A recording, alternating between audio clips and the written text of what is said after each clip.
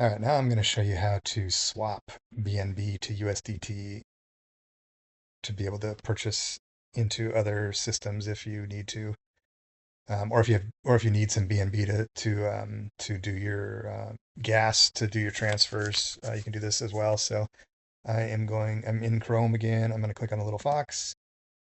Here I'm going to click the three hamburgers. I'm going to expand the view, and you're probably going to be in this all popular networks. I'm going to pull down and just pull the BNB chain.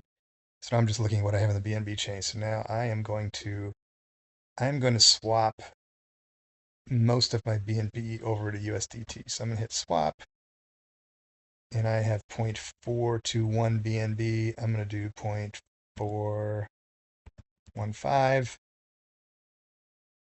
That'd be $344. You want to keep a little bit of BNB just to have some gas to be able to move things around. So like here's a network fee. It's 2 cents that they take for doing this. So I'm going to click swap down here. So I'm going from BNB to USDT. Transaction was submitted. View the transaction.